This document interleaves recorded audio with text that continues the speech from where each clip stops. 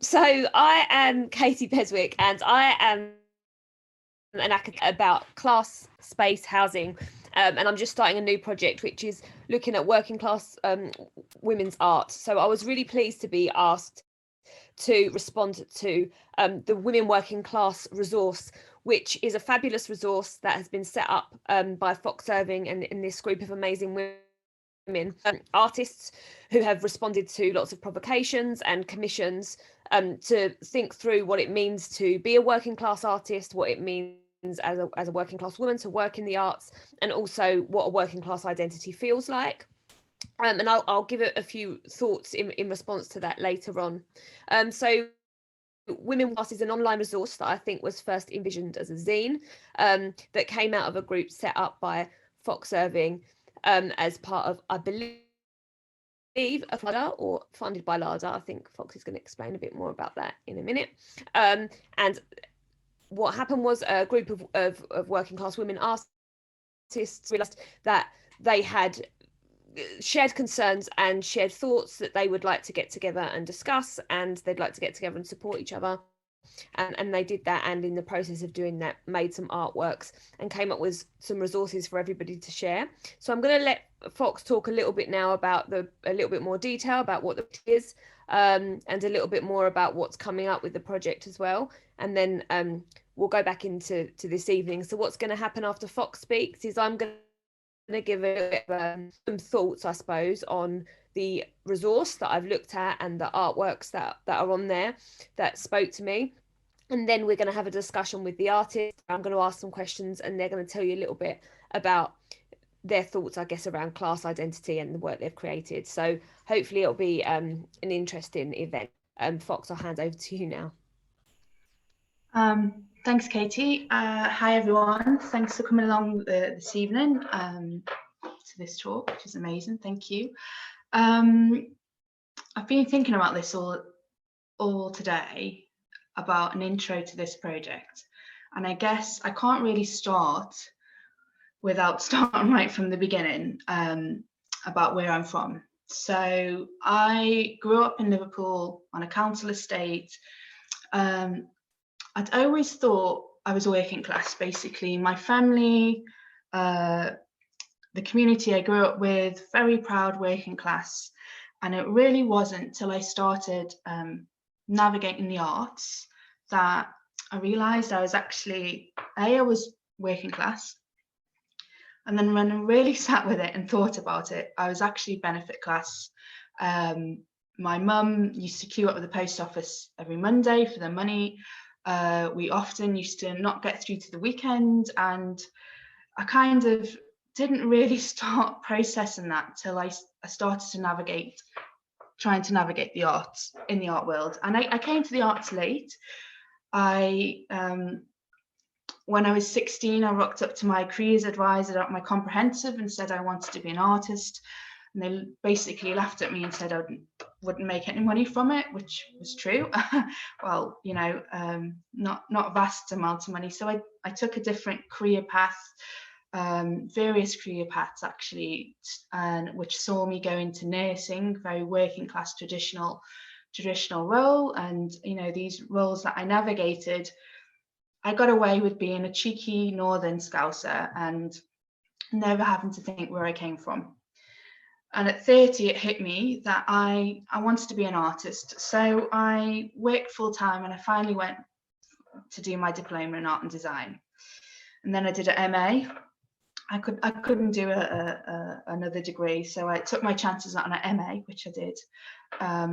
And it wasn't till I started to try and navigate into private views, into gallery meetings, that I realized nobody talked like me, or I was having these surreal conversations that like wasn't me. And you know, a lot of working class artists talk about this kind of dragging up that we do, and I went for it. I went all out and dragged up. I was wearing kind of Scandi dresses, very asymmetrical haircut. You know, I was there, and I was not talking in this accent. And it just really hit me that I never heard anyone like me give me advice or talk to me. And I got wonderfully supported during my MA, and then when I tried to be a grown-up artist, a professional artist, well, I mean, I was talking to Katie the other day. When I ever say that, it makes me feel a bit sick in my mouth, but I have to get used to saying it. That I found the Live Art Development Agency. They took me under their wing, and it was the first time I really felt I fitted in somewhere. And I started to think about class, I started to think about agency, I started to think about why, as a teenager, that I would walk for nearly 4 miles to sit in the Walker Art Gallery in Liverpool and sit looking at these art pictures and realise there was something other than the estate I grew up on. And I didn't really notice that. And I was at LADA, Live Art Development Agency. I was starting to think about this, and there's a few things that happened.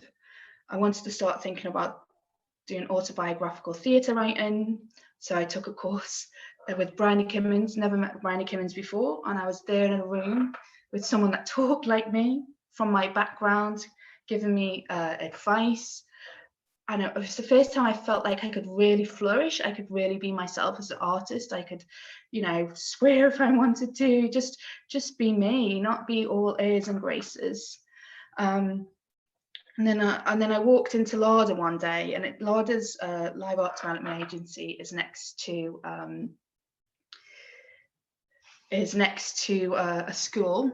And I was walking in, and even though I felt safe in this Live Art Development Agency space, it was a white space. And I noticed one day there was dinner ladies sitting outside the steps on LADA, and that's where I felt I belonged. I felt like I belonged on those steps. And then after that meeting with Bryony, I just wanted to talk to others like me. I wanted to share space. I wanted to really try and understand what I was struggling with. I wanted to find out who I was, and I wanted to be myself again. I wanted to find out who that person was and be okay with it, being an artist and being in the art world. So that's where this group came from. First ideas, Lois Keedon suggested I talk to Kelly Green, to Kath, and I just started to have those conversations, and it was just opening up my world to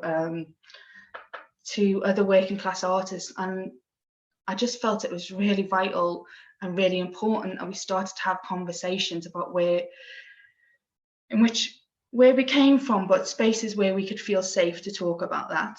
And once we found that community care and safety, we could really start to do our work. So I applied, I got in my head that would start a group, and LADA gave me this space to host these groups. And I applied third time lucky with the Arts Council, because I was quite adamant that I wouldn't bring others into a group to discuss art. Basically, I wanted to pull it apart with someone, and I wanted to take all this wealth of knowledge and I wanted to do something with it. And I was very adamant that I wouldn't do it without paying the members of the group. Often working class artists, as we know, in the arts is very much about the unpaid. I was not wanting to follow that. So I stuck it out 3 times and I got funding. And here we are today. So the first group, we got together in LADA and we had 4 meetings, and they run along themes, and it was just so nice being in spaces together, discussing art, feeling connected to each other. And the first session was very much about us joining together as a group. And then the pandemic hit. When I did the open call for the group, actually quite a large amount applied, and I couldn't fund everyone to be part of the group. So one of the first sessions, we decided that anything we discussed or we talked about, we would put together those resources in a zine for those women that had applied. And that was not something we'd keep together. It was something that we would put it out there. It would be in the LADA, Live Art Development Agency. It would be free. That was our aim. I come from a very zine background, and that was just something that was at my heart. So the fourth meeting we met, we had these big ideas, big blue sky thinking about what we were going to do next. It was going to be all meet together. Then, as we know, the pandemic hit, and we had to shift quite quickly to navigating an online space, but also taking care of each other, because many of us in this group are either carers on benefits, very precarious. Most working class artists have precarious lifestyles. COVID hits, it shuts down these spaces, it shuts down access to funds. So we actually navigated the last 2 sessions around how we could use our resources to navigate the resources we've used to navigate the art world. How could we use it to support each other through the pandemic? So a zine never got made. I never put any pressure on for something to be made, something to be out there. It was very much a session where we just, took care of each other. And then through that, after that we finished the session, I applied for more funding and we got accepted, and it was amazing. And I pitched this idea that this zine would turn into an online space, which I'm going to share with you now, which is launching today. So if I share my screen, hopefully, okay, who can share? Only host or panelist. I'm going to talk through it as I do this. Share screen. Emily, can I share my screen? You can. Oh yeah, okay, got it. Yeah, thanks. Okay. Great. Hopefully, can everyone see that? Can the group members put their hands up for me so I can see? Yes, okay. I'm taking it, you can see. Okay, so this is, I'll quickly show you through this, but we're going to discuss it much more further. But this is the official live launched women working class resource here. And what it is basically a resource that the group have completed, have made through a series of commissions, and I'll talk you through them. But what I wanted was a space that could be used like a zine, that could be printed off, but what you were hearing was working class voices sharing their experiences, so you didn't feel alone. And I think nearly everyone in this group suffers from imposter syndrome, like we don't belong in the arts. And what a lot of, from the group was actually just being in the space and just hearing that we're all, you feel the same, is that it doesn't become a big thing. It doesn't become, you realize that others are feeling that. So you work together to kind of come together and rise out of that feeling. So I think we sent the link out to you, but what we've got here is we've got some opening thoughts. We have our mission statement here, which hopefully will open, which you can read, or if you've got access, we can talk a bit more about this. But what's most important is we've got the resources here. Now, these are only the first resources we've created. This is just from this group, for this founding group. We've got working class identity. So what do working class identities look like? So this is all us. This is I set a series of commissions, and I wanted to start to think about what our identities were. And so we're all there. We've also got resources where, working class artists, they don't have, as you heard mine, I don't have a left school, went to art school kind of CV. You'll find all our CVs here. We've done very varied things and very long CVs, but it's not, as we found, that's most working class artists, it's not a linear track into the arts. And often once we get into the arts, we find out that actually, it's not a sustainable income. And often, I've had one of the groups saying they might go and be a postman or a post person. One of my dreams is that we make a space where we don't have, art is not a viable income. It's not something you're laughed at when you talk to your careers advisor. We also wanted to put out a list of working class artists who inspire. So if you click on these links All these links are here. We've all responded to them in different formats, but all of these are printable. So we wanted to make sure that these could be accessible. We also wanted to do a slight commission on the glossary of art lingo, because often when you see applications, which you've got how to approach applications, it's full of art lingo that's not very much working class. So we've tried to do that with a bit of humour. We did about, a lot of us, apart from imposter syndrome, we do struggle with our self-worth.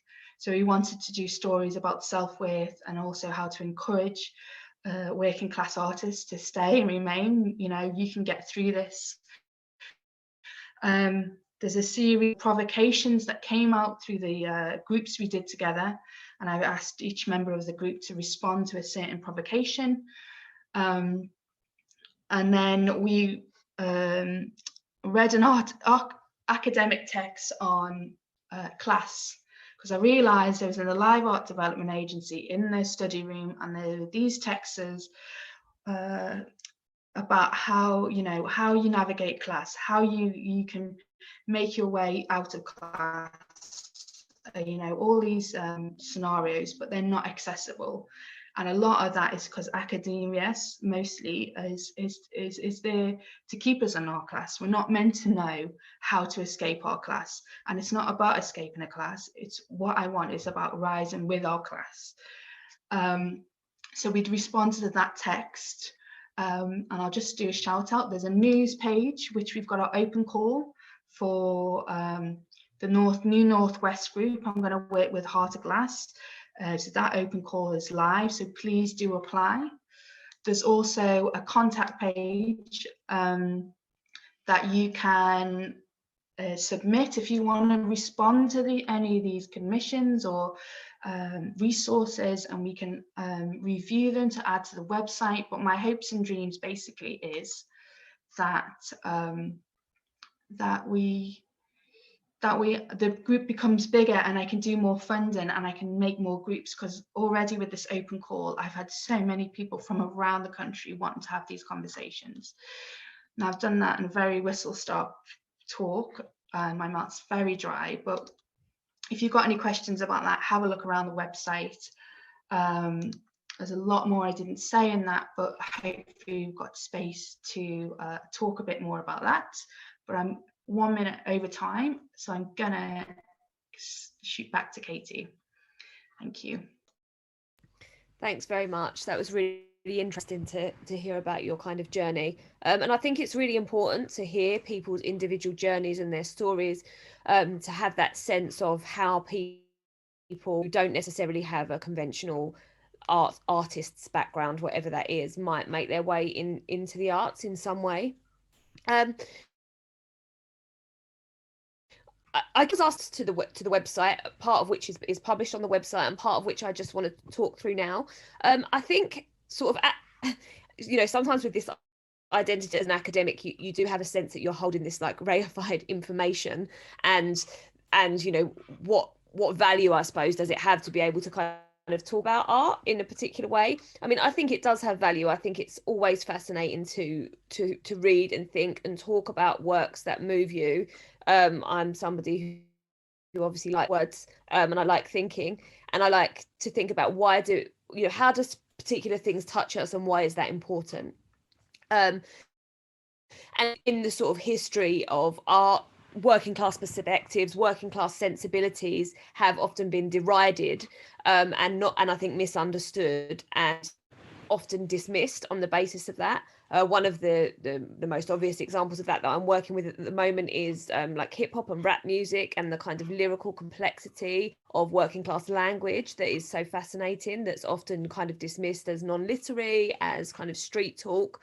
But there's loads and loads of examples of the way that kind of working class culture gets dismissed as low art, and the kind of interest and complexity of it gets overlooked. And one of the things that I think is really important as a sort of like my position as an academic that takes kind of working class art seriously is like, actually, how can we use the same, or like how can we construct a critical lens, think about that kind of art so that it's taken seriously, so that it lasts historically, because historically the women's art particularly and working class people doesn't last in the historical canon, and so I think that that's, you know, I think that that's quite an important role that kind of academic criticism can have. That's enough me justifying my job. I'm going to talk to you a little bit now about what I think of the artworks.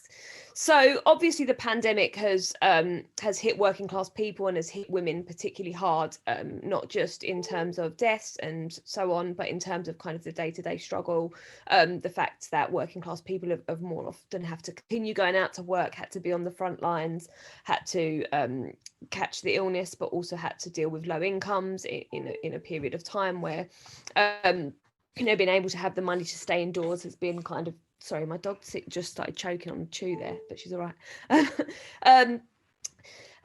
So I think that when we, like, obviously I'm an academic with a permanent position at a university. I can't really consider myself working class in the sense of my job, at least anymore.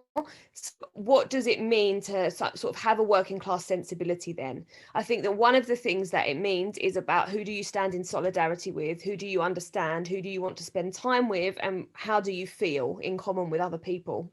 And Beverly Skegg's article, Feeling Class, which the group chose to respond to, sort of maps some of the ways that those class feelings work as an interaction.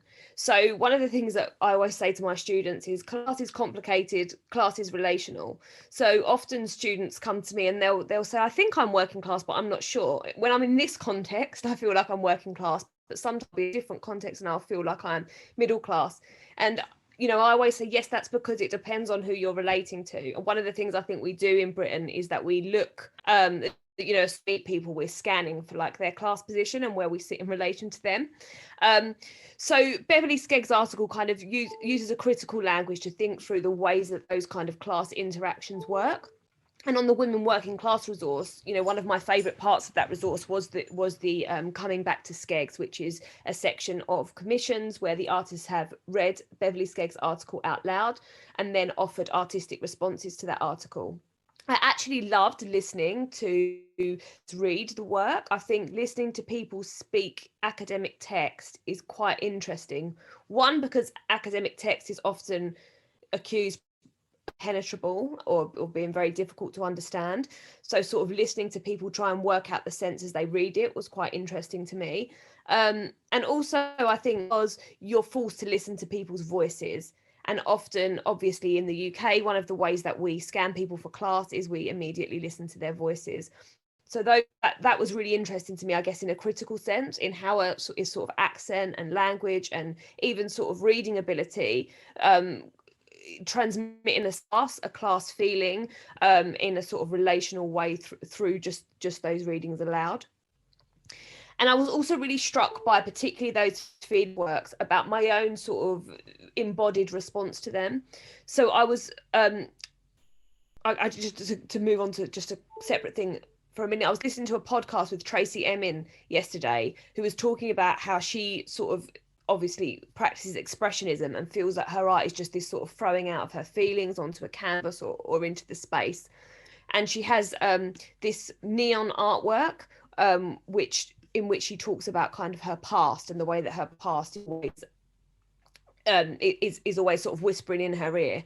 And I guess when I was looking at these artworks, suddenly I had all of these sensation memories that were evoked by the group's responses to Skegg's article. So one of the responses, Kyra Cross's response, one of parts of it is a picture of a pendant that it was a famous kind of chav, I suppose, not pendant. Obviously, I use that word in inverted commas. That you could buy from Argos in the early 2000s. That was a gold clown that all of the sort of girls had. I didn't actually have one, but all of the girls at school had these gold clowns, and just by seeing the clown I could remember the scent of their Impulse body spray. I could remember the weight of the clown when you'd hold your friend in your hand to have a look at it.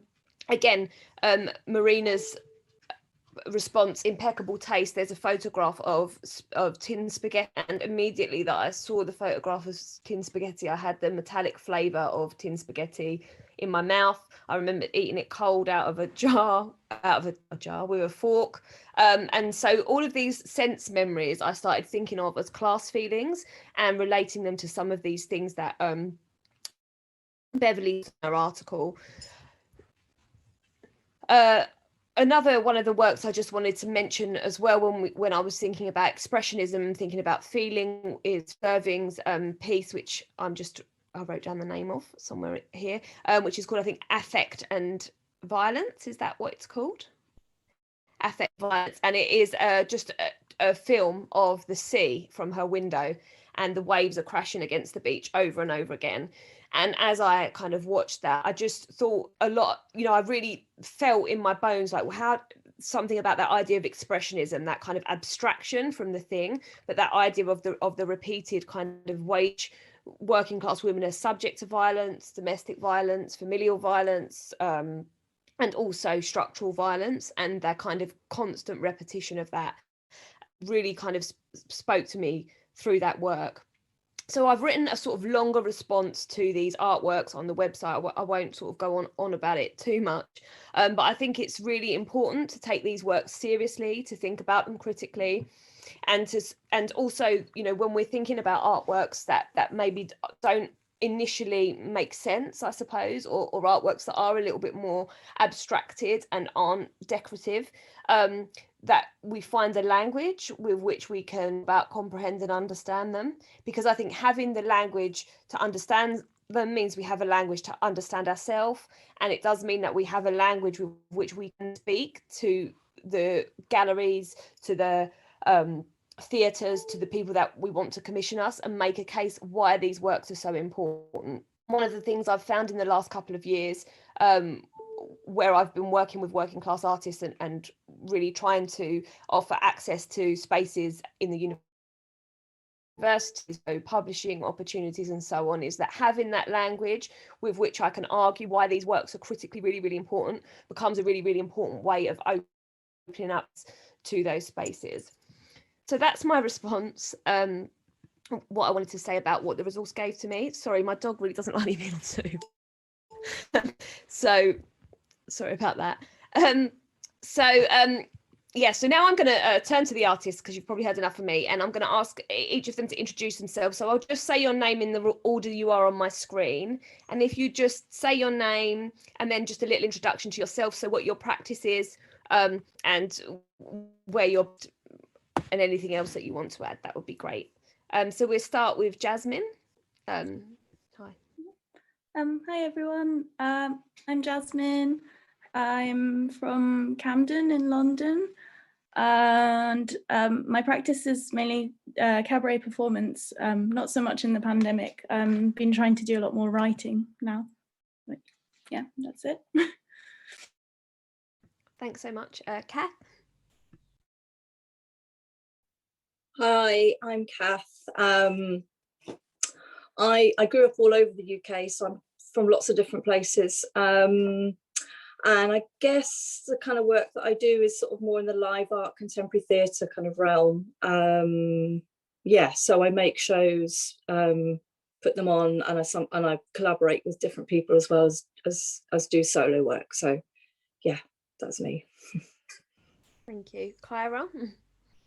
Hello, I'm Kyra. I'm from North Kent, so I am a proper chav, and I think I'm a multidisciplinary artist, because I draw, illustrate, write prose and poetry, I do performance as well, so a bit of everything. Yeah. Great, thank you. Vanessa. Hello everyone. I grew up in North London, but now live in Hastings, along the road from Fox. And my practice has been similar to Kyra, kind of all sorts of mediums, but mostly always relating to one label or another that has attached itself to me, or that I attached to myself. So yeah, that's me. Great. Charlotte. my hands are sweating as I'm thinking about introducing myself. It's really weird to think about that I have a practice. This is something that's I've really only been thinking about in the last few years, but I've been making stuff for about, well, over 30 years. And my background is in kind of DIY practice. And currently, I guess my main stuff that I do is writing, but I also perform, and I've been drawing more recently as well. And I'm interested in working digitally, and yeah, I live in London, in East London, in Stratford. Thank you. Marina? Hi, I'm originally from Somerset, and now I'm in London. I'm in Bermondsey, and most of my work is in performance, and it kind of, like a lot of people here, whatever label you want to put on me, I haven't got anything. I'm not really set in one mode, but performance has kind of tended to go more out of traditional spaces and kind of moving into a ritual as well, involving kind of the public and people. Thank you. Kelly? Hello, I'm Kelly Green. I'm doing a PhD, which is called Feeling Classy at the moment. And my practice, so I do a lot of work with young people, socially engaged practice, kind of exploring arts and social exclusion. And I also make performance and write stuff. But I think most freelancers or people that say they're artists do a bit of everything anyway, aren't they? We're a jack of all trades, I kind of feel. So yeah, I think that's me really. Cheers. Great, brilliant. Thanks everyone so much. So I'm going to now ask some questions, and hopefully we can have a bit of a discussion. So I'm going to ask a question and then direct it at a particular artist, but obviously, feel free to come in, interrupt each other, put your hands up and contribute. So the first question I want to ask, and I'll ask this to start with to you, Kath, is have you always thought that class was important? And why do you think it is important now, if you haven't always thought it's important? So I think I've always been aware of class in terms of, because I'd say my dad was always really like putting in our face about, he was really derogatory towards the middle classes, and he was always putting them down. And so I think from that, I was always aware that we weren't that. And then when I started to become involved with the arts, I think what happened was for quite a few years, I kind of tried to blend in, and I tried to be like everyone else to a certain extent anyway.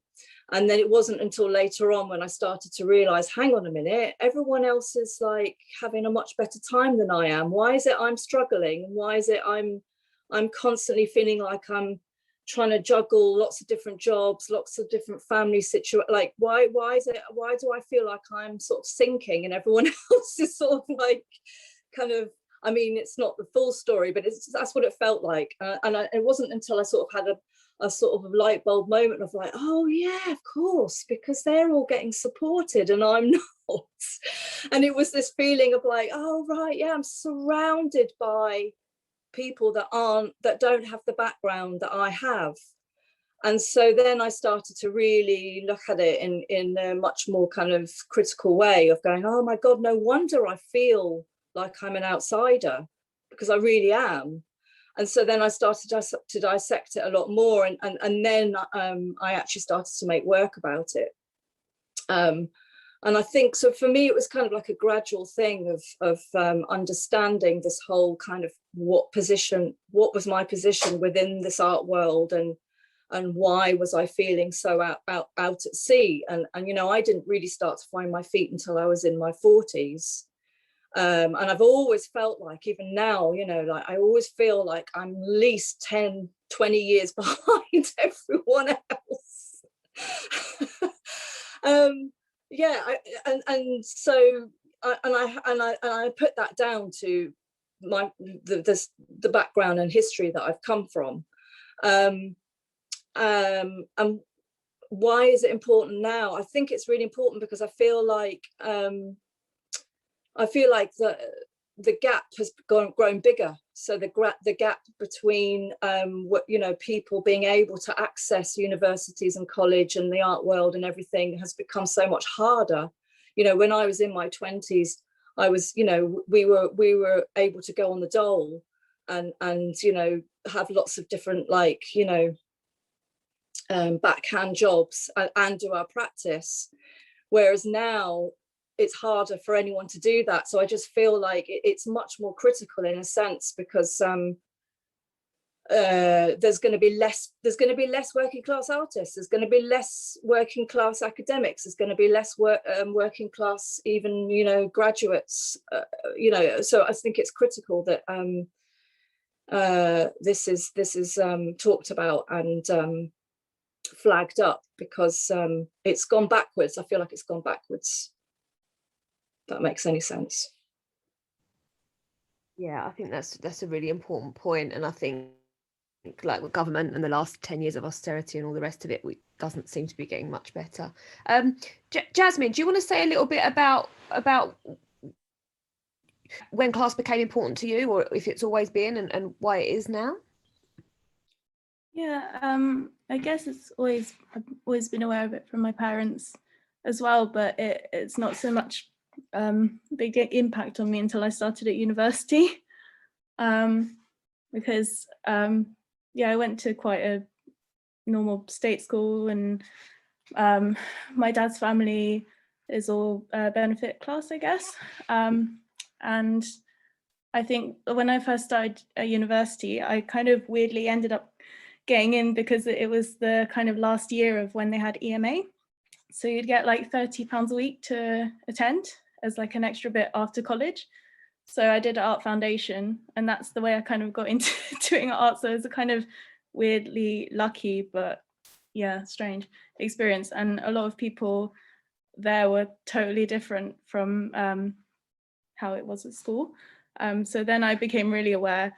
But then also it made me think of how I'm perceived a lot, because I'm half Asian, half white as well. I think I kind of got to a stage where I was just silent, and everyone just made assumptions because I was silent all the time. So when I was in art school, people might actually assume I'm an international student a lot of the time. So yeah, but I feel a bit, after all this time, I want to say something. So I think maybe, yeah, back in that day, I was really just quiet all the time, because I would just allow people to make that assumption and get funny, kind of like, I don't know, when I did speak, people would say weird things like, oh, your English is so good. But I'm born here, so yeah. So yeah, definitely university art school made me really aware of how people were more from middle class and upper class backgrounds, and the way they talked about funding or like making artworks happen.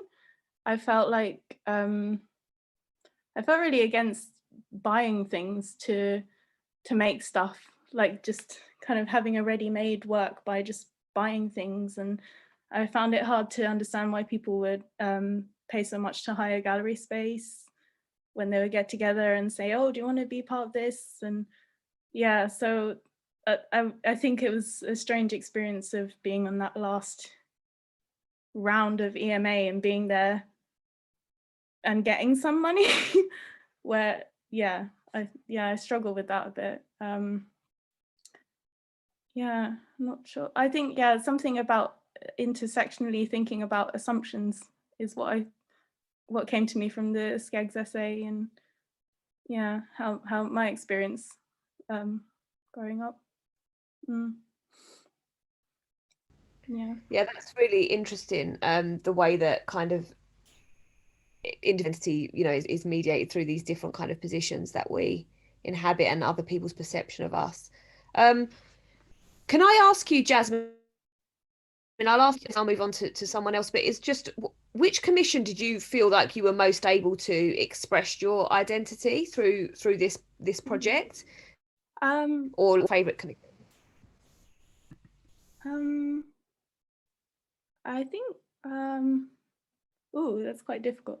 I think I really liked just presenting an image of myself, because it showed how I showed how I was when I was younger and how I am now.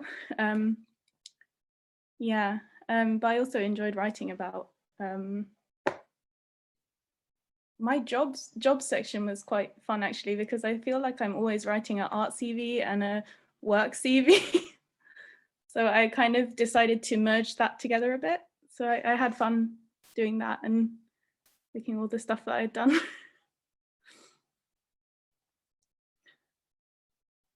Great, thank you. Can I ask you, Marina, a little bit about what you feel your role, what role you feel your class has played in your career so far? Yeah. What I would say, kind of a driving force in kind of right from the beginning of making work was because I always used to think, you know, going into theatres, and I think the only reason I went into theatres is because we had one like as part of our school, which was a regular school, but it just so happened it had a like theatre, like an alien landing in the middle of it, and we sometimes could go in there for our drama lessons. And so I didn't feel like it was a weird space, and that element of like inclusivity and taking things out of the normal spaces or making the spaces more available to people has always driven me. And also, you know, my work is in what I present. I really just, and I still feel I want to try and do it more, is trying to make an invitation to everyday, ordinary people, you know, people like me who would be like wandering around thinking, what's that thing? And not feeling like, oh, it's for other people, you know, that's going to get, you know, that's going to expose me and make me feel embarrassed, but more come in, not just you can come in, but your presence is valuable and it has an impact on what's happening here, which is why the kind of ritual or kind of happening kind of environment, rather than I'm on the theatre, you're in the audience pretending not there kind of setup, which of course has value, but I'm just interested in exploring all of that. So inclusivity and involvement, you know, so it's really about people experiencing their own creative power. And something I didn't say when I said about what I think my work is, I originally thought, oh, this is my work, you know, as in my performance work, and oh, I'm teaching and facilitating and doing those things, and that's kind of not part of it. But I think it was a particular teacher who made me realize, or a mentor who made me realize that's all of it. It's not just, you know, when I'm running some kids drama club or something like that, or, you know, doing stuff with, I've done all people from the fringes, it seems, which is where I feel I belong, always in between things, because I don't belong, you know, here or there fully. There's always a foot in, you know, the camp or between the islands. So it always feels like people who aren't included, people whose doors, you know, shut to them, I want to say, come in, you can come in here. I want to kind of drag them in, you know, but involve them and engage them in a way that at least feels comfortable initially, you know, because it's harder for people who haven't had that comfort in the beginning of life, or that kind of, yeah, everything's open to you, to engage. I know that, you know, and it's yeah, I suppose that's driven me all the time. Yeah, I think that's so important, that idea of spaces and how we and how much a space is off-putting if you've never been in a space like that before, or if the space is not set up for you to feel comfortable in. I think that's a really important point, actually. Kelly, you're in there. Do you want to say a little bit about the role that your class plays in your art career, or respond to that at all? Yes, I suppose so. I got thrown there for a minute. I think it's interesting when you're talking about spaces and how they make you feel, because I think that we feel like you feel things in your body all the time when you go into a space, and that's like emotive, isn't it, as well as things that you feel are being projected on you, as well as things that you're projecting outside yourself. And I think for me, like, I make work often from like a space of anger. So Chav was made from anger, which is my theatre show, which is about not fitting in and being told that I don't read as working class by an academic. But then it was like so then that makes me not working class then, because you're saying that I don't read as it. And I think that's a really complicated thing with class, is that everyone, like, to be in like middle class spaces, let's say like the arts or higher education, it's like you kind of have to kind of shift to pretend to be something that you're not. A bit like what Fox said in the beginning of her intro about like wearing scanty clothes and having asymmetrical haircuts. So we try to like fit into something that we think, an aesthetic that we think is kind of acceptable in those spaces. By doing that though, I think sometimes we can lose a little bit of who we are as well, and then it's like you're trying to find those two things back. So I think for me, I went back to education at 23 as a single mum, and so my journey into higher education and the arts started a bit later. And for the first few years, I really did, I talked very differently and tried to become like, and tried to really condition myself to be something else. But as time's gone on, I've realised that I might feel far more comfortable, and that I can fuck things up a little bit more if I stay true to myself. And I think that's kind of really important for young makers and students, like to kind of try and keep hold of themselves rather than having to change themselves. Does that make sense? Yeah, I don't know if I answered your question, but that was a little bit of a ramble about that, maybe. No, you do, and it's interesting, yeah, the ways that working class people are forced to make themselves legible through someone else's lens, and yeah, I think that's really interesting. Kyra, do you want to come in and respond to that, or say a little bit about the role that your own class played in your career, or any works that you've done? Yeah, because yeah, I mean, my class is quite important, and I remember like sort of growing up, like I would try and be like, well, I'm not a chav, and now I kind of own it, because it's kind of like my badge of like, yeah, I am a chav, because and I say that because like chav originated round Chatham, so, and I come from round sort of Medway Towns, North Kent way, so that's why I call myself a proper chav. But I think yeah, I think like knowing you're poor and that like does affect you, and sort of it's always sort of something that's with you. And I've noticed that there's, and this is what the Skeggs thing sort of talks about as well, there's this sort of narrative of like being you can be made good, you can leave your poverty behind and make yourself into this middle class person. And I thought, nah, stop that. I don't want to. I want to be able to go down the chip shop and sort of talk to my neighbours and live where I've lived all the time. So, yeah, it's kind of like, I think as well as I've got older, like when I was young, I was really kind of pretentious and I'd try and use very long words, and I'm going the other way now. And I'm like, okay, how can I say these big concepts quite simply? And I think drawing like and performing and using comedy is a really good way of doing it. So yeah, yeah, because my class is part of me, I think it is quite an important part of my work. Great, thank you. Vanessa, do you want to come in and say something in response to something, anything that someone said, or the question about what your class means? Oh, it's a lot. There's a lot has been said. Oh God, now I've got completely blank about everything that everyone said. Ask me the question again. Just what role do you think your class has played in your career? Or you might want to say when you started to feel that class was really important to you. Yeah, I think it's strange because I mean, obviously applied to be part of this group, but it wasn't really until I was talking with everybody here that I really kind of got to talk about these subjects. Like, it's the first time I ever spoke about it with anyone else, to be honest.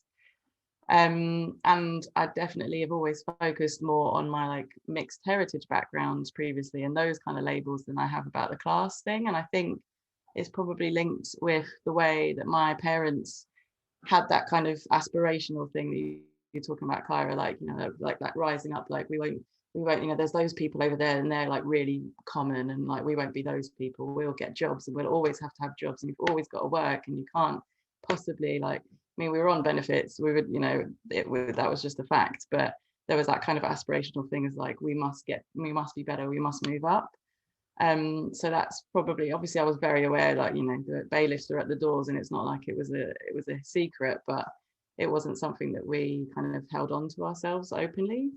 So yeah, so since talking with all of these wonderful women and doing the work through this process, it's definitely been more prevalent, I think, in the work that was produced through it, and I think the work that I want to do in the future for sure. I think it's a funny old thing, isn't it? It's because it's when you've spent so much time, I think, in your life, like trying to pretend that you're not, and to hide it, and to present as something else, and then to, like you were talking about, like owning it, owning your otherness, I guess, so that you're no longer an other, you're actually part of, there is a group, you're not the only one hanging about hiding secretly in disguise. Yeah, that's interesting. Can I just ask you which of the commissions for you, because you talked about the sort of importance of those commissions in maybe thinking about what you'll do next, like which was there one that was particularly important, or could you speak a little bit about how you might take that on? I don't know, maybe two of them were like most prevalent, I guess, in my thoughts. So one was like Jasmine was the photo, like finding a photo that represents our kind of class. And I just find that interesting in like looking through all my childhood photos and kind of looking for the symbols of what working class is, and like how maybe my family would have presented us in those photos. Like obviously there's some that are just random photos, but other ones where we're kind of posed, and like what is the ornaments that are in the background, like what is the wallpaper that we've chosen, like all that kind of stuff. I found really interesting, and the one I chose was me in my like Holy Communion dress in the middle of our estate, so it's kind of like brick walls everywhere. That was kind of I think the closest that I thought was would represent it the most. And the other one was the response to the provocation, which I was given about mentorship. So we kind of had limited the time that we spent on each one. So I kind of, because of the work that I do separately, which is kind of a very corporate world, and I do a lot of copywriting and kind of translating technological stuff into easy to understand stuff, I kind of use those skills to create some slides that I'm hoping some arts institutions can use to help promote the idea of raising up working class women through mentorship programs or mentorship funding. I mean, they took me very little and they're really ugly, but it's kind of the point is that it doesn't take very much to put that effort in, and you can show yourself off. You can, if you work in those institutions, you can make a big impact and show show that you care about a group of people that are quite important. Yeah, that's interesting. It's interesting how both the pieces you spoke about again talk about that idea of relational. Like I remember looking at your image and thinking, oh, that's interesting because it's the only one that's got other people in it, and there was something about the sort of connectedness of children holding each other that really spoke to me about that sense of community. So yeah, I really get that's coming through. Thanks. Charlotte, would you like to speak a little bit about how you responded to the commission, which one you felt enabled you to express your working class identity, I guess, the most, and your sort of wider class experience? Yeah, the commissions. Well, I really enjoyed the response to the Skeggs piece, and I love to use my maps and think about things really complicated things in this very kind of sprawly way. So I enjoyed just thinking through what it was like to read Skeggs again. I read her, I guess I started reading her stuff about 10 or 12 years ago, so it's sort of quite old for me, but really pivotal in my own kind of awakening around my class background. So my mum and dad were working class Tories, and really disidentified with being working class in a big way, even though it permeated everything in my life and still does. And so I didn't really identify as working class for a long time, but I did a course, and one of the things that we read was Formations of Class and Gender, and I started to have a kind of an awakening around sort of concepts of respectability, how thorough I had been socialized into pursuing respectability, and I realized actually I don't care about respectability, and I didn't want to be respectable. And as soon as I had that kind of understanding, things really started to come together for me when I stopped trying to pursue respectability. Unfortunately, I was doing a PhD at the time, and it came in the first year of that, and things all went sort of fell apart afterwards because I stopped wanting to please anybody and came together. I started wanting to please myself a lot more. So it was really good to revisit that kind of early encounters with her work, and also to think about, well, why I'm not part of the academy now, what happened to me, what my educational life looked like, what it's like knowing what words like ontology and phenomenology mean, but being amongst people who mostly don't know that, and the alienation of that learning, as well as the sort of empowerment of it, the pain of learning, wanting to bring people along, but recognizing that learning and understanding stuff, if you're engaging with a particularly academic way of seeing things, is also so double-edged for working class people. So I really, really enjoyed making that mind map and thinking about Skeggs and what her work had meant to me. But mostly what I've enjoyed so much about this, so when I did the commissions, I was just like, oh yeah, get on with it and just do it. And yeah, I was obviously thinking about it and approached it in a thoughtful way because that's my style. But it was kind of like, I'll do it and then it's done. But what's really blown me away is the website and seeing everybody together and seeing the collection and being part of that, to be part of something, I think is really, yeah, I mean, I cried when I saw the website yesterday. It's so moving to me. I guess it sort of reminds me how much I don't expect to feel included or to feel part of something, and these legacies of disidentifying, of having a practice that's really a long-standing practice, but feeling so alienated from any kind of inclusion in the art world, or in the arts in general. Yeah, it really brought that home to me and made me feel so proud to be part of this group, so proud to know the people that I've come to know through this work, and just feeling absolutely floored by the power and beauty of what we all have to bring.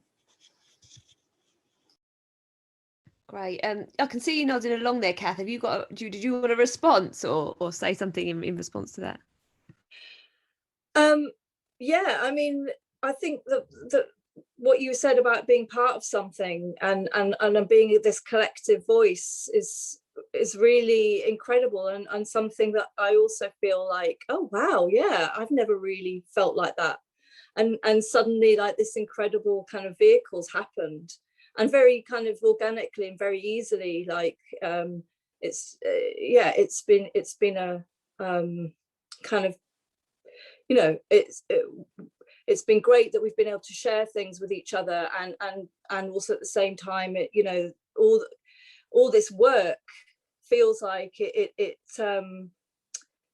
wasn't like pulling teeth, it was suddenly like, wow, we've got this incredible resource, literally, which is quite mind-blowing, I think.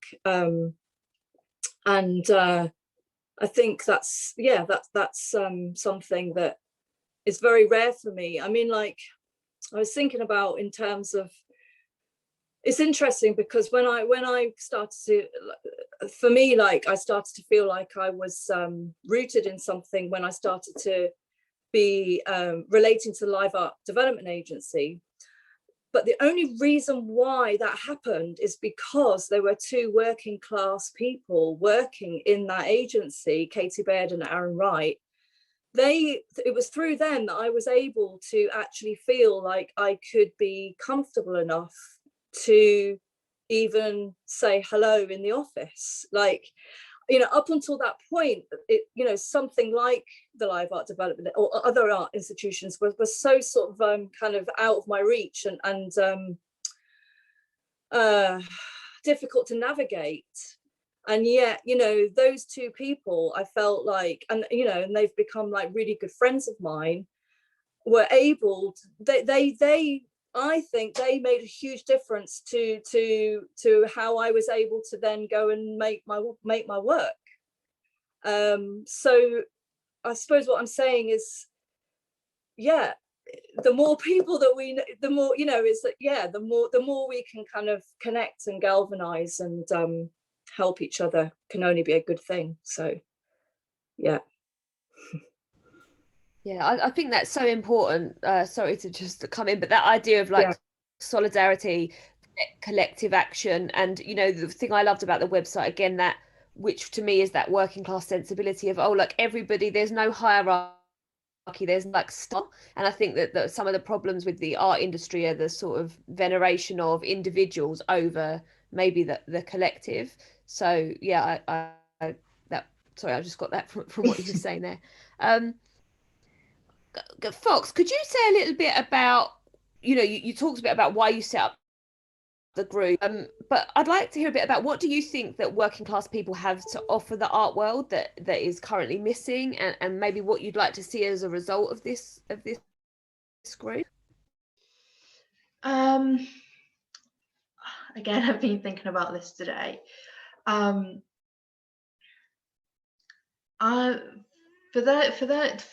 For what the really aspirations of this group, I think a lot of us have said it this evening, is hearing voices like ours, hearing experience like ours, that collective, that sharing, that collective, very much about care and about how we come together and how we share and support each other. So I think, as Vanessa noted, and you know, Kat's just talked about, you know, going into an art space and hearing someone like you, like, and knowing that you can fit in, you can be part of that world.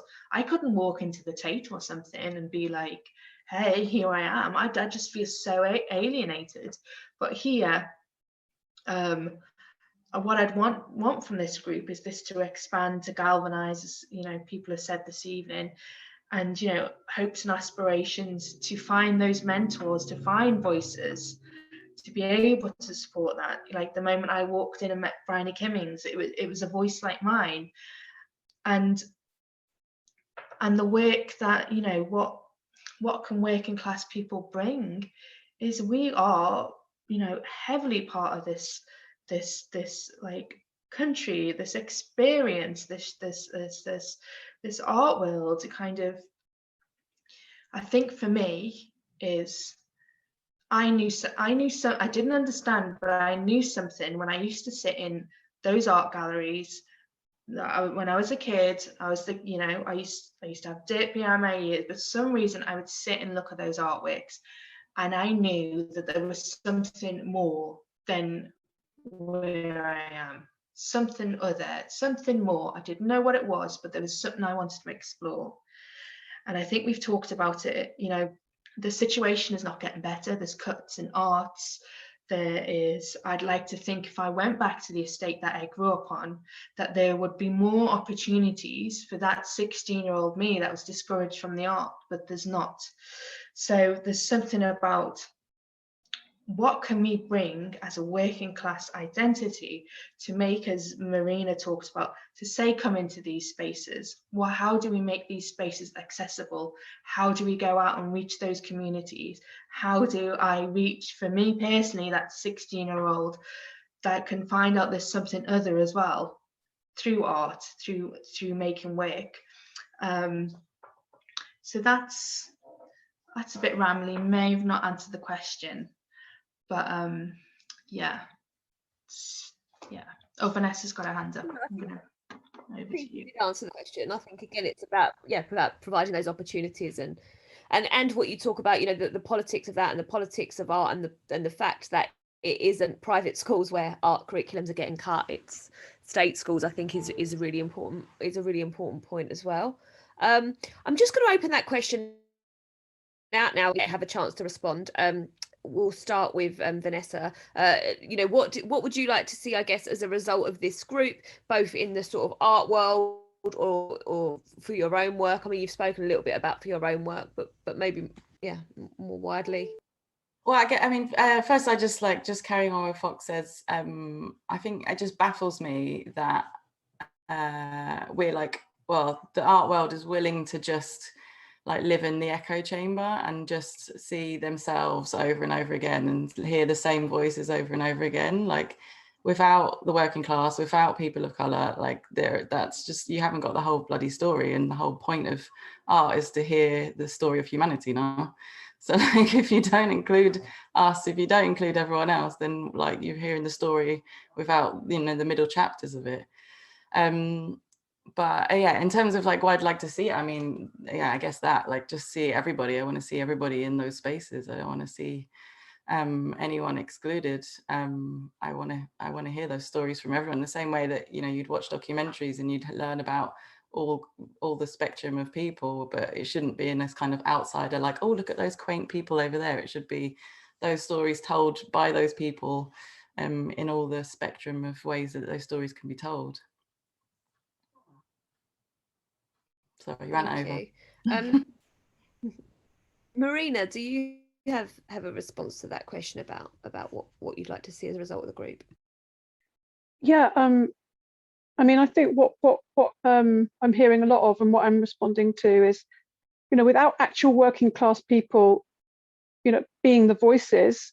So when, you know, you see all the time in arts applications and all this, it's like, oh, we want someone to do this kind of outreach or do this, getting people. I think, oh God, they're just going to just do something that's really boring and not going to do that. It's going to put people off because people can't relate with that word again, relate to, oh, you're someone like me, you know, we can do this, right? And I think that what working class artists can bring is that collective, is that inclusivity, is that, look, I'm doing it, you know, I've come from nothing. Yeah, I've like, everything has been against me, all the doors have been shut, and I'm doing it, and I'm actually, right, not for a long time, can call myself an artist. Even now I'm like, you know, set to say that. And I think what working class people can offer the art world is like, it's what's really going on, is a reflection of what is really happening in the world. We're not removed and elevated from it. We might, through education and different things, kind of find ourselves in the in-between sort of liminal space. I'm using one of them words, but just reflect real life lived by real people, and brilliant humor and accessibility and edge, you know, those things that we love in art and performance, I think. Yeah. Great, thank you. Kyra, do you have a response to that? Yeah, I think I look at it as being a bit of a long game, because like, unless the people in charge of like major arts organisations and that, until we have working class people in there, of all sort of you know, races, genders, sexualities and stuff, you know, when you're just going to get the same old, and it is really boring.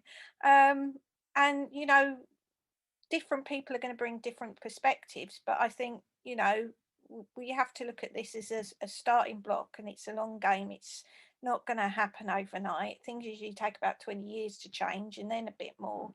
But it's keeping that sort of, we're here, we're not going away, and there'll be more of us. You know, in the next iteration in Heart of Glass, there'll be more, and then there'll be more after that, and more after that, and you know, those people will go on and, you know, sort of spread the word, sort of thing. So, but yeah, definitely sort of organizations need to sort of look at where they are and how they're messaging to people, and who's in the room, because the main thing is like, who's not in the room. That's kind of the thing. Who's missing here. And you know, how do we get those people who aren't here tonight? How do we get them involved? And you know, it will take time, but we can get there. Great, thank you. Charlotte? Well, I might be a bit of an outlier here, but I'm not sure that I'm that interested in inclusion. I'm more interested in seeing organisations that exclude marginalised people actually being burnt to the ground. I think there's no place for them at this time. I just, yeah, I have no respect for them, I suppose. So I'm interested in, what there might be instead. And I'm also interested in kind of, the things that working class people do really well, like improving labour conditions around work. So, one of the really important things to me about this group is that we're paid. My God, it's a small thing, but it's massive. It's huge, actually, that we've been paid for the work and paid properly as well. So, yeah, that's, I guess, yeah. What I'd like to see is less sort of assimilation, more kind of, working class kind of practice, more money certainly, and for me personally, I mean, one of the things that's really that the group has really helped with is thinking about confidence. I know many of us really struggle with that, especially in the art world, which is really designed to destroy you and crush you, as far as I can see it. But so about building confidence and self-respect. I love that one of the commissions was around self-respect. I suppose, so there are big structural things that I would like to see done differently, and that maybe women working class has a part to play in that. But personally, it's also about respecting myself and respecting my work and the work of my comrades here, and also about building more confidence, because really we're astonishing, incredibly creative and powerful people. I want to see more of that. Great, thank you. Jasmine? I guess just to add to what everyone said, I think I'd like to see a lot of humour and joy in things. I think humour is really important in how you can talk about serious issues as well. So yeah, humour is a big thing for me. Sorry, do you think in terms of that's something you're going to bring into your work more, or humour is like more of a taken more seriously in the art world? More for everybody to be able to have fun with things. So like shared humour, but also comedy in my work as well. Yeah. Brilliant, thank you. Kelly and Kath?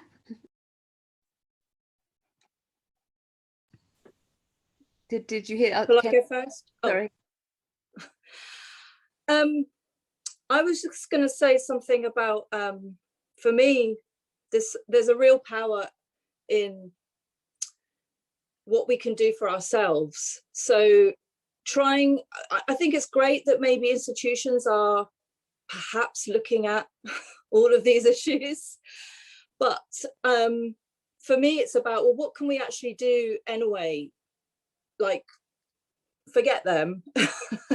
Because I know there's a few things, like I just saw yesterday, there's this woman, what's the Women of the World festival are doing something with working class writers or something, and I know that Camden People's Theatre did a working class festival that Kelly and I were involved with, and like they're kind of like great and everything, but there's a part of me that's just going, yeah, but you know what, I don't necessarily want to be validated by an institution or an organization. I think there's something really exciting about being part of a group and really like using our power to actually do something for ourselves, and to just go, look, you know what, let's just do it. Let's just do what we want to do, and not wait or feel like we've got to be in some kind of festival that's tagged on to something else, and so that everyone can go, oh look, we've got these voices, isn't that great? I don't know, that's, for some reason that feels a little bit patronizing. So I sort of feel like there's something I'd like to explore about what we can do for ourselves, and how we can, and how we can also help other people do things, collectively or individually or whatever. That really excites me.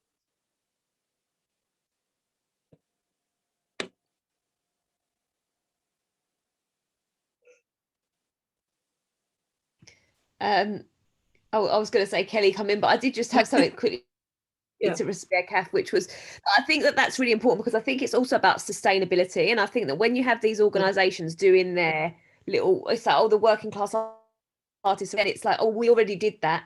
We already talked about, we already talked about working class people 2 years ago. So, so there's no sustainability for it. And I think that's kind of them as well, that your sort of response there speaks to. Kelly, sorry, go ahead. I kind of lost what the question was originally. It's just about what do you think might come out of your practice in response to this group, and what would you like to see as a result sort of going forward? Okay. I think one of the things that's come from this group is kind of support network. I think people check in with each other, and we know that we can check in with each other if we want to. And I think being a maker, an artist, is quite fucking lonely generally. It's a lot of working on your own. So I think it's nice to feel that there's people to fall back on in that, because a lot of our conversations were around how it felt being a maker and working on your own. I think similarly to what Kath was saying, I think it's really important this is a standalone group that is supported by 2 organisations loosely, but we're not doing it on behalf of the organisations. And I think that is really important because of the constraints around that and what that can mean. And obviously, I feel like there is quite a pressure sometimes to diversify, or being the tokenistic tick box gesture in some kind of scheme for diversifying an institution. I think that can be quite complicated. So I think that that's another really good thing about this group and moving forward. And also, as Fox has said, she's going to take the group or take the formula of the group, as it were, nationwide into different areas, into different places. So that will broaden the conversation and the people that are involved in the resources and how that develops over an amount of time. So it's like a continual work in progress, which I think is a really interesting way to look at it, and how people can contribute if they want to, without being part of the collective. So I think that's quite an interesting model moving forward as well, for other people to platform their work and to be seen, and for conversations to start happening, because I think that there isn't many interactive spaces where those conversations can be had. So yeah, I think it will be really good. Thanks. Great, thank you. So just before we wrap up, so after we wrap up, just to let everyone know that we're then going to have a Q&A from audience members. So audience members, at the bottom of your screen, there's the chat box. Don't use that.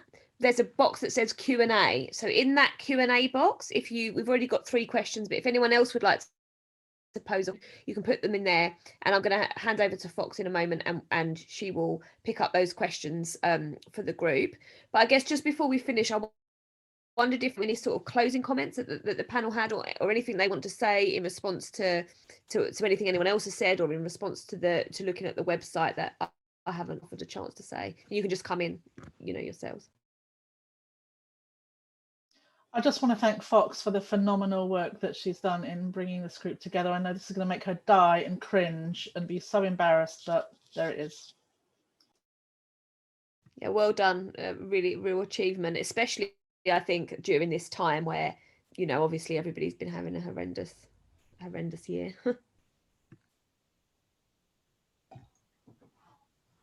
I'd just like to say, if anyone's in here thinking of applying, do it. It's one of the best things it is one of the best things I've ever done. And, you'll get so much out of it, and, do it. I agree, and share this resource far and wide, and add to it, and in whatever format you desire to. I think it's just something like Charlotte was saying, initiate shit. Don't wait for other people to give you permission.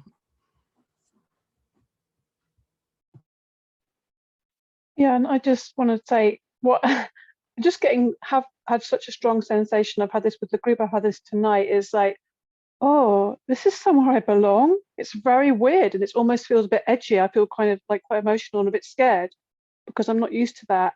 And yeah, I want to feel that more and get more comfortable with feeling a sense of belonging. Yeah, and just want to be so grateful for Fox for doing this, and really just trying freaking 3 times, and then that takes a lot. And it's harder for us because we don't have the resources, we don't have the backing, we haven't had the experience, which makes us, you know, have all that resilience and stuff. So yeah, awesome.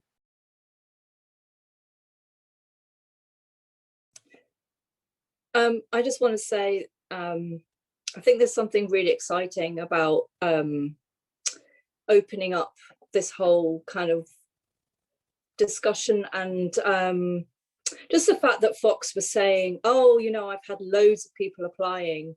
You know, you had loads of people applying to the first lot, you've had loads of people applying for this Northwest. And I think that's really exciting to know that there are so many other voices out there that that somehow we can find a way to connect and to kind of listen to each other, and that for me is like, yes, you know, how do we take over the world? But you know, it's, you know, just having this result, just having this is kind of like a fantastic way to kind of really get this all going. So yeah, I just think that's for me really inspiring.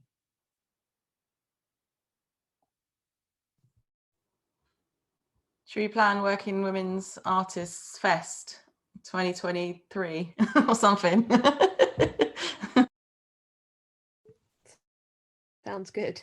All right. Well, we'll wrap up that. That was really fascinating. Thank you all so much for answering those questions so insightfully. And I'm going to hand over now to say thank you very much for having me host the event. And you're now going to host the Q&A. And I'm really interested to hear questions and people's responses to them. So thanks. Thank you. Just before I start the Q&A, I just want to say, like, yeah, I hate it when you thank me. It's like I get massive anxiety. I just feel like I had this amazing opportunity to get these amazing people, women in this space, and tell me all your experiences, all your hopes and aspirations, your fears, your, you know, everything you've done to navigate to get this far. And I was just like this vessel holding you all. And I seem to do that quite well. I can hold people quite well, and I can shape you. And it was just such an honor. And I thank you, all of you, you know, the members. And as you know, Charlotte cried when she saw the website. I cried when I had those moments when I got all those commissions coming to me that I'd made that, and I was just like, I'm just like so overwhelmed and just amazing. So big shout out to all of you for that. And I'm going to go to the Q&A. I know we've got some in the Q&A, and I will check the chat because I know I've seen some in the chat. So okay, so first question is from Rebecca. Okay, do you think there is a pressure on working class artists to be jack of all trades rather than specialize to monetize their art?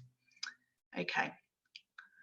We've got a nod from Charlotte, so I start with Charlotte. Yeah. Well, it's the story of my life, totally the story of my life. You know, I'm an artist, but my main job is I'm a psychotherapist. Luckily, the two go together quite well. But yeah, it's been side hustle all the way, and I'm getting on a bit now. And I suppose it's only now, like when Katie earlier said, you know, what's your practice? Well, that's taken quite a long time to refine what my practice actually is. That I'm, you know, I'm a writer, I perform, and I've started doing a bit of drawing. But yeah, it's about the jack of all trades is about, maybe not having confidence to pursue something, or not believing that there's a place for me to do the thing that, you know, I feel laser focused on and that I'm really good at.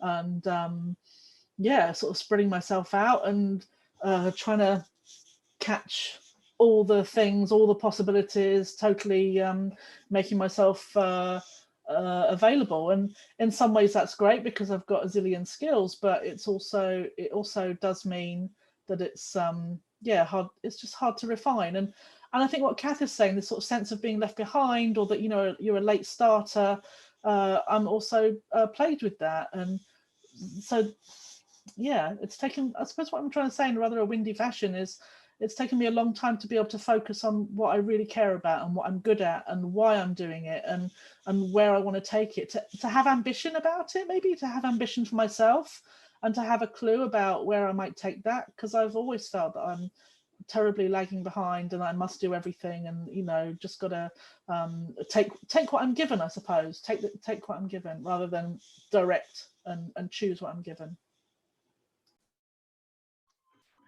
Thanks, Charlotte. I think, I mean, I've got a lot of nods from the group about that. Does anybody want to come in about this being a jack of all trades? Oh, yeah. Can I sorry, I think someone else is going to take their mic off there. So I just want to also say, in connection with that, I think there was another question about why we shudder when we say artist. And I think that those two things intersect with each other. Artist, for me and my family, wasn't a proper job. So saying I'm an artist and having ownership of that makes me like feel really uncomfortable and yeah, a bit exposed in some kind of way. And I think being a jack of all trades means that then I can validate being an artist through teaching or facilitating, because they're like worthy like things to earn money from that are real jobs. So I think that jack of all trade thing kind of intersects quite a lot with me, with the identity of being an artist and being able to call myself that and having that ownership as well.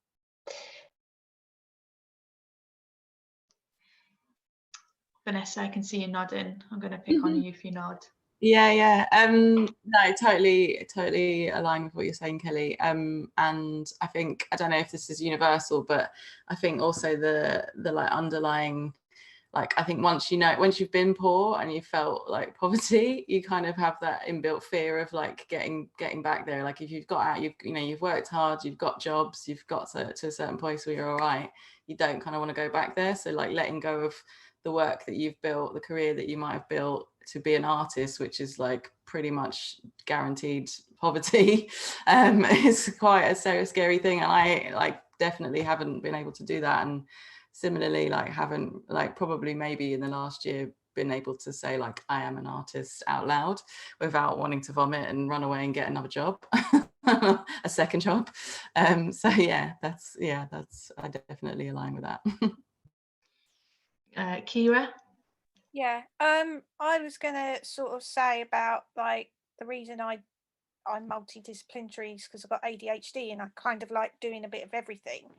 So I think if I was an artist all day, I would go a bit sort of stir crazy. So I'm glad I've got a day job in a way, and sort of my day job, because I work at an arts organisation, is my day job. That kind of informs my work, and my work informs my day job.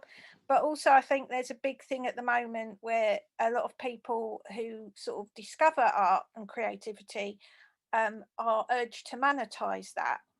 And it's the whole capitalist structure of like not just developing what you are as an artist. This, oh, if you make this, if you do this, you need to sell it, you need to sell it on. And it's like, you know, you need to earn money, you need to go to university and get in debt. And it's just, we don't let people have the room and the space of being artists and creative. And I think like in the past you had like the Dole was a great sort of proving ground for sort of a lot of musicians and creatives, but that's obviously gone. And it's I don't want to sit here and say it's all capitalism's fault, but yeah. You got a lot of nods then with that comment. Kath, did you want to come in? Yeah, I mean, it is capitalism's fault. But I kind of align with Charlotte in a lot of what Charlotte was saying in terms of, for me, I always feel like I can never quite relax into just pursuing one thing, because I feel like my head is constantly questioning and doubting, and like I feel like in a funny kind of way, it's sort of, you know, I suppose the way that I grew up, there was never a feeling of being stable, or never feeling like I was on like kind of firm ground. And I don't know, there's something about that where I feel like I'm constantly juggling so many different things. I've got so used to it that I don't know, my neurology doesn't know how to just go, right, I'm just going to pursue this one thing for the next 10 years. I just find that very hard. And I think it is something to do with this feeling of constantly dodging and constantly like trying to kind of spin things to keep everything going. And so it's not unusual to be doing 3 jobs at once. And so when it comes to an actual time of like, oh, now you've got time to actually just create, it's like, oh, okay. That's kind of great. But yeah, there's a feeling in me that I don't allow myself to properly focus. It's something that I'm very aware of, that, you know, I mean, I have done, I've put on shows and I have focused on projects for like a year or whatever, but as soon as I'm out of it, I'm constantly going, right, so maybe I should do this, or maybe I never stop. I never stop kind of chattering in my head about, oh, maybe when I'm 50 I'll do this, or oh my god, stop. Yeah, anyway. Great.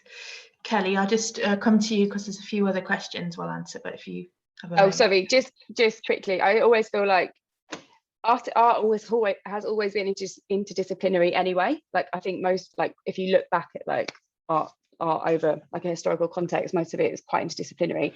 I think what happened in the pandemic though was quite complicated, in that everyone's going to move on to film, and there have been people that have been making films, like performance film, for years. And I think that the value of that artists have to adapt quite quickly to things, or are expected to adapt quite quickly to things and change their practice completely, is quite a complicated space. And I think that happened a lot in the pandemic, where people rushed to make work for online or for screen, where actually they work in live practices. And I think that it's like that thing where we've got to keep changing or reinventing to fit within things. And I think the pandemic was a bit of a rupture of that. Sorry, that was just a comment on that more than. Thanks, Kelly. Yeah, that's an interesting thing to think about, like how we've shifted and how we're going in the future, basically, and what that might look like. There's a couple of questions here I think are quite similar, so I'm just going to put them together. So Rebecca says, I left the arts to do work in the third sector. I am a poet, I'm 32 and feel very left behind. I've started a master's but want to work to support myself. Any advice keeping the energy to write and the confidence to submit work? So that's one question. And then Marie's asked, how is it possible to cope and fight for your creative practice if you're struggling on universal credit without network support stability the other people have, being pressured to have a real job? So there's 2 questions there in that, but they're very kind of, you've got this real job, you're trying to do this. How do you keep the energy? What do you do when you're struggling? And how do you find the confidence to submit work while you've got that pressure to do a real job? I don't know who wants to start with that one.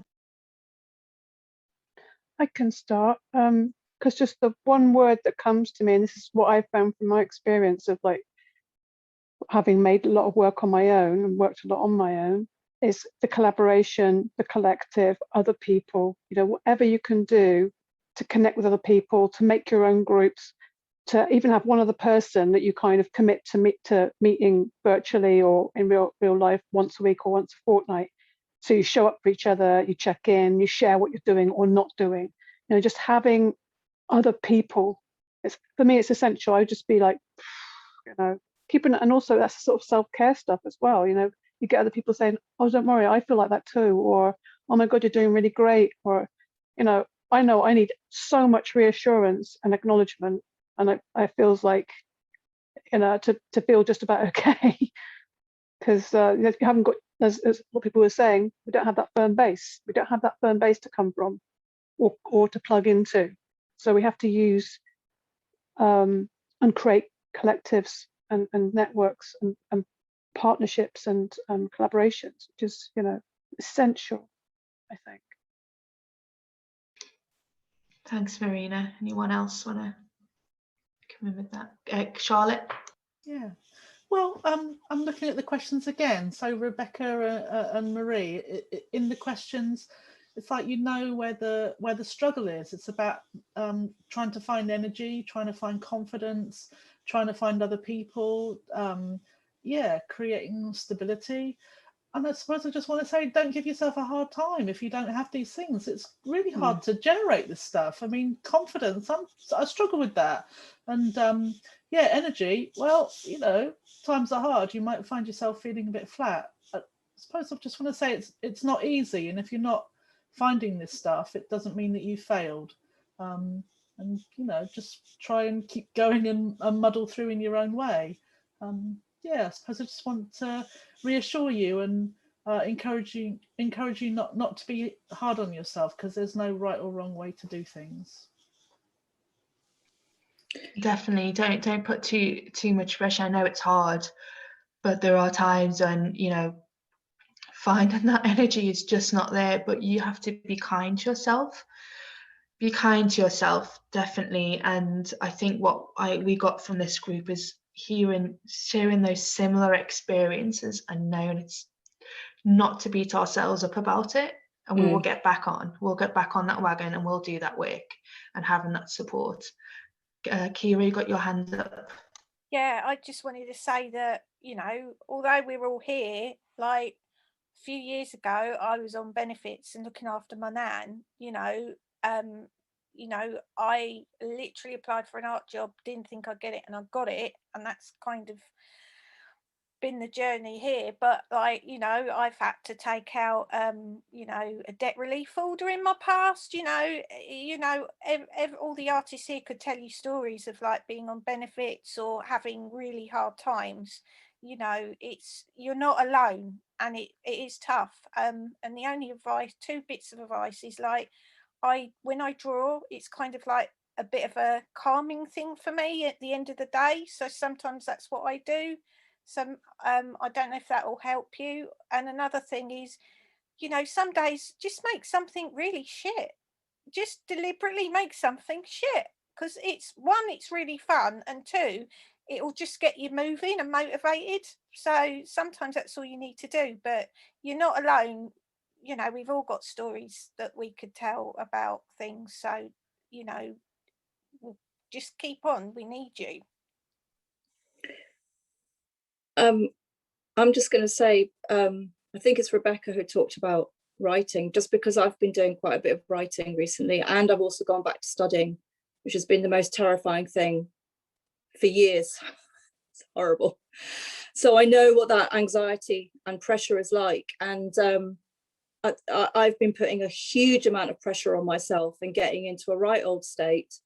But then recently I've been realizing, actually, if I just do 5 minutes a day, I'm sorry if this sounds like you've heard it before, but I mean, even just 5 minutes a day of getting anything down has actually ended up being something. So I suppose what I'm saying is very similar, like take the pressure off yourself and say, right, I'm just going to write for 5 minutes and that's it. And because that's all I can muster, because something will come out of that. Because at the very beginning I was like going, oh my God, writers, they sit at their desk for like 8 hours or 4 hours a day and they just do that thing. And it's like, no, I can't do that. I'm just going to do however long it is. Just take all those expectations off of yourself.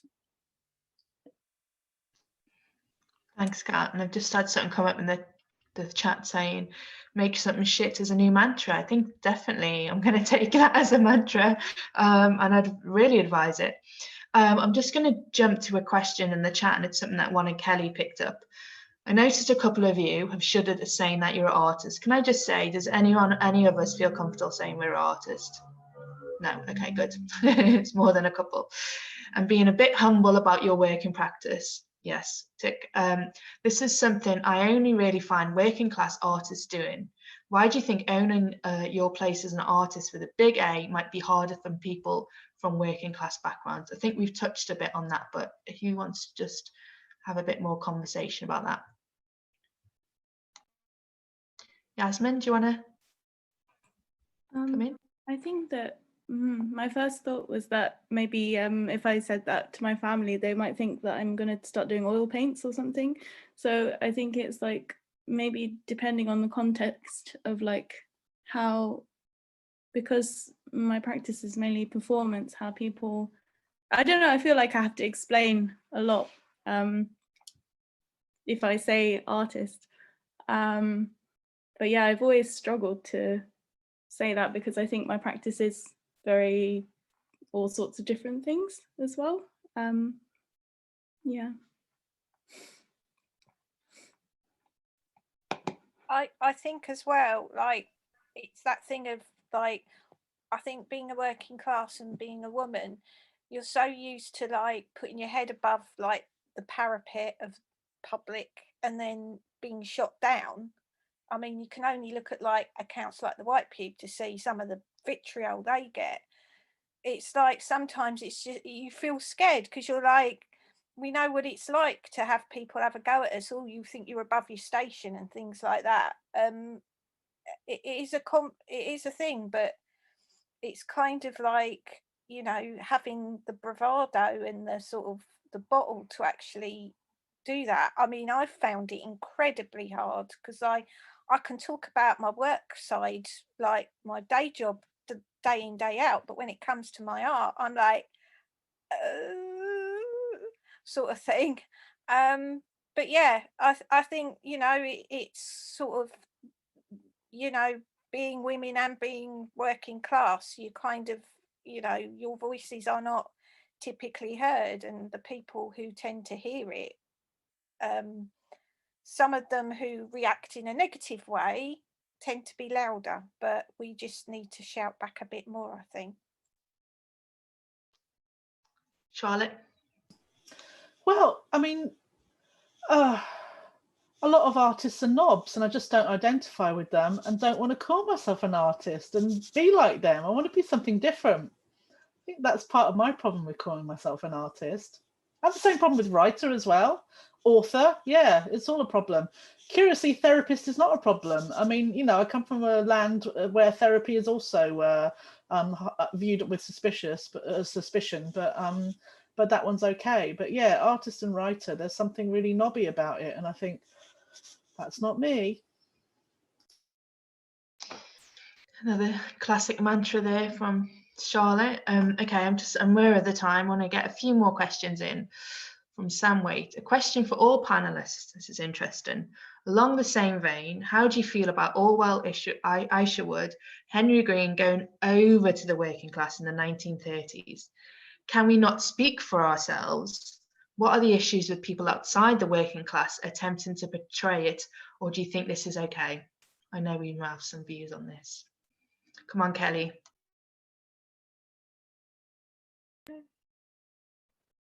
No, it's not okay. Is the general thing. I think there's lots of problems around this, and I think there's another big massive problem that how we identify class and who we say is working class and who isn't. And I think that's where the complication starts from, because I think I've worked with people and they have said that they're working class, and then I listen to what their experiences have been, and then I'm like, you're not fucking working class. And I think that there's that weird balance, isn't it, around class, which is why class is such a contentious issue, is that how do we define class and who has the right to claim certain labels within it and who doesn't.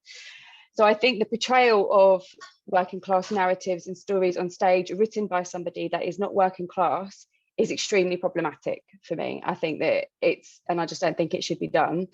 I think the Orwell and Henry, like that kind of work was dated, it was from the 1930s. That isn't necessarily happening as much now.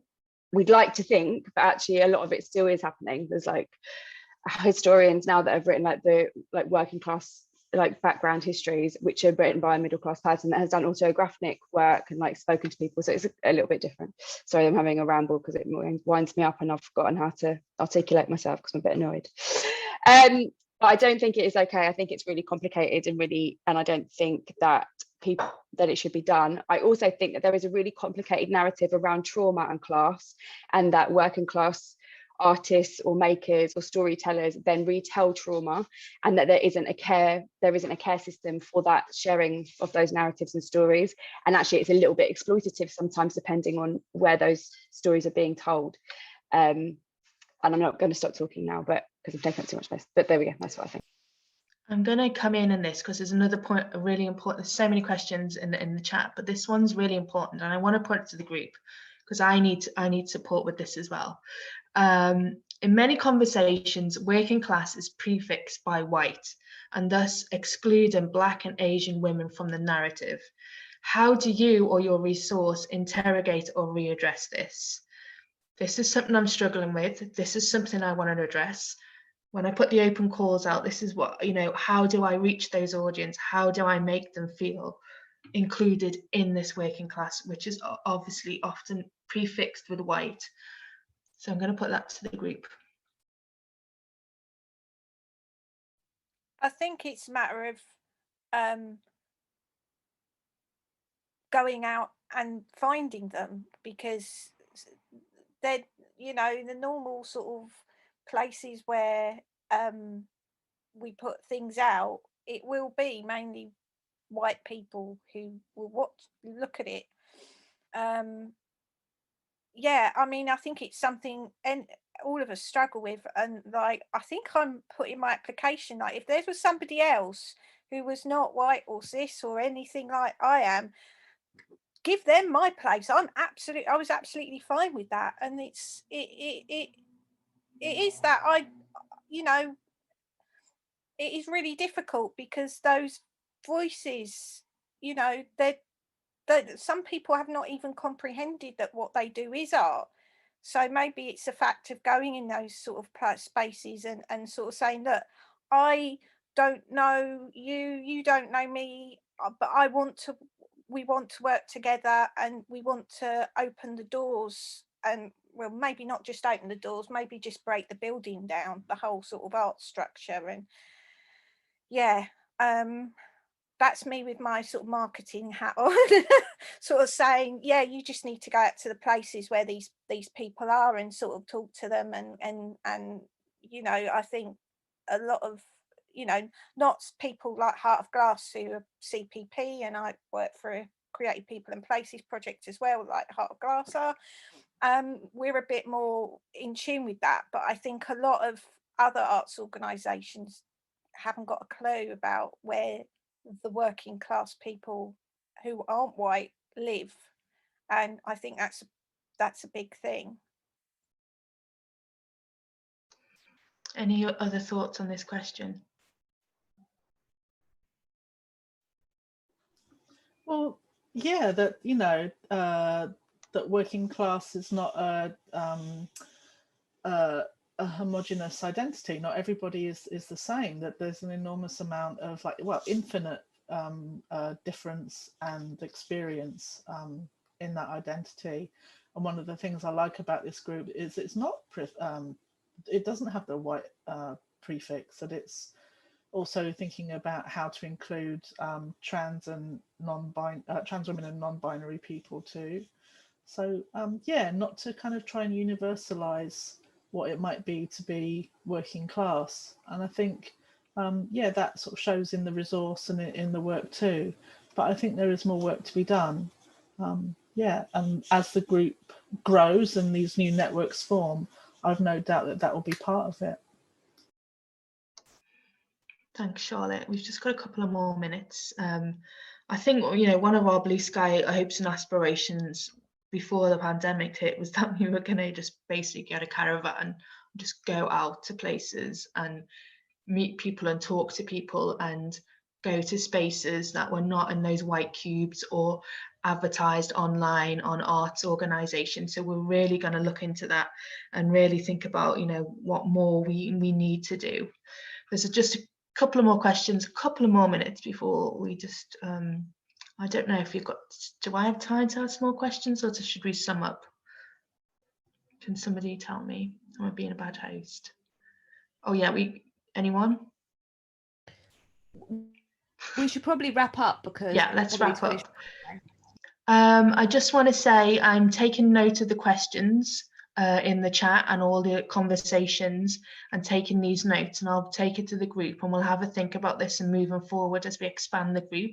So they're all valid points, and thank you for all the kind of links to them and support for this. But Katie, do you want to wrap up? Am I putting you on the spot? A little bit, but that I just got a gin and tonic while I was listening to that. So yeah, it's been really fascinating to be involved in this, to be able to see all these amazing commissions, to be able to listen to all of these voices that are so important, and really fascinating questions. Really hope that everybody who came along tonight had a look at the website, that some of you respond to the commissions on there, because even if you're not selected for a commission, the commissions are open for anyone to respond to. Is that right? Have you already said that, Fox? I think. Yes, you can respond. You can also, we've got an email address, we've got an Instagram Women Working Class that I've set up.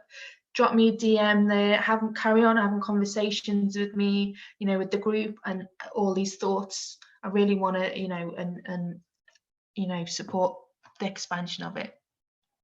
Yeah, I think sharing it on social media, if you're on social media, would be really great, and, you know, networking with everybody, because I think the more people that there are that are, you know, the more that there's a critical mass of people that are interested in class, that are interested in class artwork, the more that organisations have to take that kind of thing seriously.